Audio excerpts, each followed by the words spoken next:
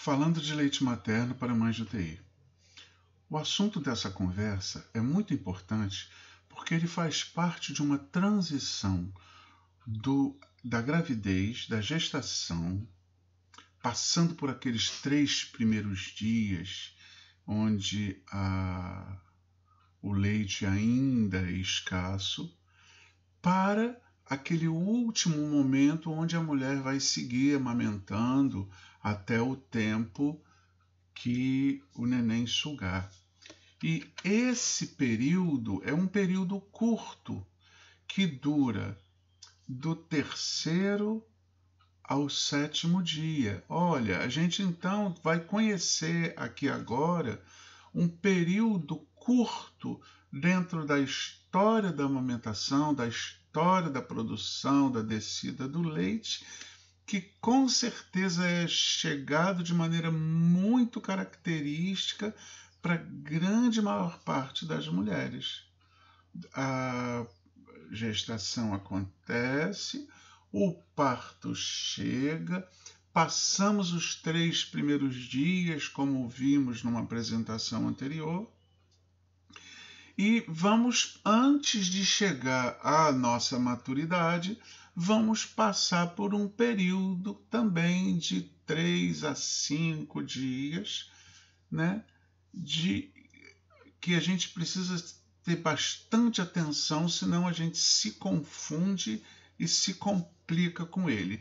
Mas conhecendo ele, sabendo quem ele é, como ele funciona, a gente se previne de alguma forma de problema que pode causar.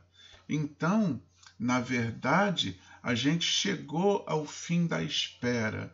Esteja calmo, keep calm, porque está chegando a hora. Essa espera se deu porque aquele período de 3 dias, onde a produção de leite é pequena, onde cai aquela gotinha, onde vem aquele colostro, onde o neném quer mamar toda hora, e você fica imaginando que ele não está se satisfazendo, e que teu leite é fraco, e que você não tem leite, e que teu leite não alimenta, aquele período vai dar passagem, ele vai ser entregue para esse nosso período, que vai do 3º dia, 2º, 3º, às vezes 4º dia, até o final da 1ª semana. E você lembra daquele hormônio chamado prolactina, que promove o desenvolvimento da mama e a produção de leite? É ele que faz a mama aumentar de tamanho durante a gravidez, ele manda uma ordem para a mama produzir leite. Então, aquele hormônio, depois que o neném nasceu, ele teve, desde a sua gestação, uma função muito fundamental de manter a produção de leite. Você se lembra dele? Pois é, os níveis dele continuam lá em cima. Então, ainda é um hormônio que, mesmo depois do parto, continua em níveis muito altos. Então, o neném nasce e você continua com esse hormônio que manda você produzir leite muito lá em cima. Agora, aqueles hormônios da placenta, você lembra que a placenta produzia, mas para parar de produzir leite, porque o neném ainda estava dentro da sua barriga? Pois é, quando o neném nasce, esse hormônio vai lá para baixo, ele cai absurdamente. Isso significa que aquela ordem que a placenta dava para que a mama não produzir leite, a ordem ela é cancelada. E isso vai acontecer tanto no parto normal, que o neném nasce através da força da mulher, que a mãe gera o nascimento através da contração dos teus músculos, quanto na cesariana, que é uma intervenção médica, cirúrgica, sem a participação, muito pelo contrário, a mãe é isolada do nascimento. Tanto faz, tanto num quanto o outro, a placenta é retirada e os níveis de prolactina que estavam e estão altos durante a gestação inteira, continuam altos, e o estrogênio da placenta, ele é abolido. Então, a partir desse terceiro dia, onde a placenta já foi esquecida há algum tempo, os níveis começam a cair, aí nós damos nome desse período fundamental de a descida do leite. Então, a descida do leite é quando o leite finalmente brota do teu peito, que não é no dia que o neném nasce, na grande maior parte das mulheres, mas alguns dias depois. Então a gente vai enfrentar do terceiro ao sexto dia um grande afluxo de leite, uma grande entrada de leite nas mamas, e isso tem consequências para as mamas, para a mãe, para o pensamento, e às vezes para o próprio bebê, que às vezes não consegue abocanhar aquela mama de tão grande que ela fica. E esse momento especialíssimo que termina, que começa e termina, de vida curta dentro da história da mãe, é chamado de a descida do leite, ou apojadura. Na verdade, a apojadura é a partir do momento que as mamas vão aumentar o volume de leite que estão dentro dela. Ela pode ser considerada como um presente de nascimento. Tanto a natureza percebe que alguns bebês vão ter dificuldade, algumas mães vão ter dificuldade, porque a gente vai ver mais adiante, num futuro, você vai produzir tanto leite quanto teu bebê suga. Nesse momento da apojadura, independente de você ser mãe de um prematuro, independente desse prematuro estar na UTI, independente de você ter se afastado dele, independente disso, o teu leite vai encher de qualquer maneira, o teu peito vai dar leite de qualquer maneira, então você ganhou de presente um volume de leite que não está dependendo ainda, nesse primeiro momento, da sucção do bebê. Você ganha esse leite é recebido como uma dádiva, como uma graça, e você passa a ter esse leite independente do teu bebê sugar. E isso, vamos ser sinceros, é um período curto que isso vai acontecer. Você não vai ter leite o resto da vida se você não amamentar. Mas nesses primeiros dias, você ganha um afluxo muito grande e você tem que aproveitar essa oportunidade. É tão especial esse momento que ela chega a ter um nome especial. Ou chama-se apojadura porque é um nome. O que é apojadura? É aquele momento onde o leite desce de tal forma que insufla a mama de leite, que aumenta o volume da mama de leite. Então, veja você, a natureza, naquele primeiro momento, após o parto, a mama é murcha, a mama é seca, a mama não tem volume. Com alguns dias, a mama muda completamente de padrão e aumenta e vai aumentar de leite, né? Para antes de entrar na terceira fase que a gente vai ver numa conversa posterior. Então, essa fase da apojadura, da descida, ela também não é para sempre, ela dura de 5 a 7 dias, ela tem alguns dias de existência, e é nesses dias de existência que a gente vai precisar que o neném, a gente vai precisar tomar as medidas adequadas para enfrentar ela com ciência, porque às vezes ela é tão agressiva, ela é tão forte que a gente precisa cuidar dela. Então, as mamas podem inchar nesse tempo. E as mamas incham por causa de quê? As mamas podem inchar porque elas recebem um volume muito grande de leite. E por conta delas incharem, elas podem também ficar quentes. Então, essa quentura que a mama, esse calor que acontece nas mamas, é chamado empedramento. Então, o que é o empedramento? É uma mama que fica cheia, uma mama que fica dura como pedra, porque ela recebe leite, muito leite, todo ao mesmo tempo. Tudo ao mesmo tempo, na mesma hora.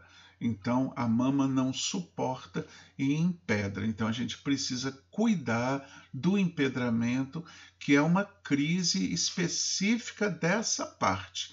Nenhuma mãe vai empedrar leite lá com 1 mês, 2 meses de idade. De amamentar, mas nesse primeiro momento o empedramento acontece com muita frequência, né? Por conta desse leite que desce, que chega até a mama e ele não consegue sair. Então, simplesmente uma mama que fica congestionada, né? De leite, e um leite que chega tudo ao mesmo tempo e não consegue sair. Por isso que é esse o maior risco, é o empedramento das mamas, ficar com as mamas cheias, e é isso que a gente tem que aprender a cuidar nesse momento. Então, eu ter tido um filho, 3 dias depois minha mama começar a encher, a gente vai ter que aprender a cuidar para evitar o empedramento. E como que a gente faz isso? A melhor estratégia para esse primeiro momento é retirar o leite do peito. E a retirada tem que ser paciente, tem que ser calma. Uma bombinha é dolorosa, uma massagem pode ser dolorosa, às vezes a mama fica intocada. Se a gente não mobiliza, se a gente não massageia, se a gente não tira, se a gente não usa, por exemplo, um vibrador daqueles para poder massagear a mama e tirar com atenção, com calma, com carinho, se a gente não faz isso, a mama pode congestionar e se complicar. Então é necessário que ela seja massageada com a técnica correta, os 2 dedos na areola, rodeando a areola, apertando a areola, depois a palma da mão na mama, apertando, rodeando toda a mama, para fazer com que o leite que esteja lá dentro seja amassado, seja batido, e depois um leve chacoalhar das mamas, colocando a mão debaixo da mama e jogando a mama para cima, para que aqueles tubinhos por onde o leite vai passar, que estão todos apertados dentro de uma congestão mamária, para que aqueles tubinhos eles possam ficar soltos e consigam dar passagem ao leite. Então, em que consiste a massagem? A massagem consiste na preparação para a retirada do leite. Você tenta estar tranquila, com 2 dedinhos massageia a areola, que é aquela região preta perto do bico do peito. Com 2 dedinhos você rodeia ele. Depois, com a palma da mão, você rodeia a mama toda, usando a outra mão como anteparo, como base, e vai apertando, rodando, girando a mama inteira. E depois que você fizer isso por mais ou menos 5 minutos, você chacoalha a mama e aí compara uma mama com a outra. Se essa mama que você acabou de massagear, ela está mais macia, ela está mais leve, isso significa que a sua massagem foi bem aplicada. Então, a partir daí, você chacoalha bastante a mama, porque aquela mama mais macia vai soltar os tubinhos por onde o leite passar. E a partir daí, com uma mão ou com uma bomba, e essa bomba que mostra nesse desenho é uma das melhores bombas que a gente consegue obter, porque ela junta um preço que não é excessivo como uma bomba elétrica, e ela também não é tão pesada quanto aquela bombinha em forma de buzina ou em forma de seringa, mas ela é um pouco mais cara que aquilo. Dependendo da minha condição de gasto, eu compro uma bombinha daquela de buzina, e a única coisa que a gente recomenda é que você não aperte aquela bomba até o fim. Aperta pouquinho, seja bem tranquila em relação a apertar aquela bombinha ou puxar aquela seringa. Faz várias puxadinhas mais curtas. Não tenta numa puxada encher a seringa, não tenta numa bombeada arrancar todo o leite do peito. Isso só vai gerar dor, só vai gerar complicação. Nessa bomba com a manivelazinha, ela é mais leve, então você pode dosar até onde você aperta a manivela. A outra, a bombinha de buzina, a bombinha que parece uma buzinazinha, você aperta ela, ela vem com tudo. Então a sugestão é que você aperte pouquinho ela, ou se comprar uma em forma de seringa, que puxe pouquinho e várias vezes a seringa, sem preocupação do leite sair. Ele vai sair com o tempo, a mama está congestionada, ela tem bastante leite. Tenta ficar calma, porque a gente vai ver numa conversa posterior que a sua tranquilidade ajuda a descer o leite, seu medo, seu susto, sua ansiedade, seu pavor, sua dor, tudo isso bloqueia a descida desse leite, né? Então, esvaziar essa mama é prioridade, com a mão, com a bomba elétrica, com a bomba de seringuinha, com a bomba da manivelazinha, como você preferir. Então, esse é o primeiro passo, esse é o passo mais importante, isso é o que vai prevenir as grandes complicações desse período de apojadura, que são a infecção da mama, a mastite, a inflamação, que pode, em alguns casos mais graves, chegar até a necessidade de drenagem, essa coisa toda. Então, esvaziar essa mama é nossa prioridade, tá? O esvaziamento, então, melhora o tamanho da mama, ajuda até o bebê a botar a boca dentro do peito e evita o processo inflamatório, como a gente já falou. Quanto menos cheia, mais a bomba, quanto menos cheia, mais o bebê consegue botar a boca na bomba, tá? Agora, tem que entender que esses dias são poucos dias. Você não vai viver com essa mama abarrotada o resto do seu processo. Ele vai acontecer nesse primeiro momento e aos pouquinhos ele vai ceder, dando lugar à terceira fase que a gente vai conversar num outro estudo, né? Que é a fase que o neném suga e você produz o leite de acordo com a sucção dele. Você tira o leite e o leite vai ser produzido à medida que você tira o leite. Essa fase da apojadura, não. Ela não te escuta. Ela manda teu leite, você tirando ou não. Então você precisa tirar para que esse leite não te prejudique. Então, como a gente já falou, é uma fase curta, vai durar pouco tempo, e aí até que a gente chegue no final no estágio final do aleitamento materno, onde quem vai produzir leite é o bebê. E é o nosso objetivo, mas a gente tem que estar preparado para chegar até lá. Porque o que acontece com muitas mães é que se assustam nesse primeiro momento, começam a fazer compressa quente, começam a fazer compressa fria, não tiram, ficam morrendo de dor. Aí quando dor tem medo, aí quando tem medo fica apavorada, aí quando fica apavorada aí que prende mais o leite, e a gente tem que cortar esse ciclo através da compreensão. Compreender que é um temporal que vai durar alguns dias, você vai ter que ficar com a sua casa com a janela fechada, para não entrar vento. Mas depois você vai abrir a janela, vai ficar tudo direitinho. Mas nesse primeiro momento, para enfrentar o temporal, tem que fechar a janela. Como para enfrentar a pandemia tem que fazer o isolamento social, também para enfrentar a apojadura tem que fazer a retirada do leite, tá?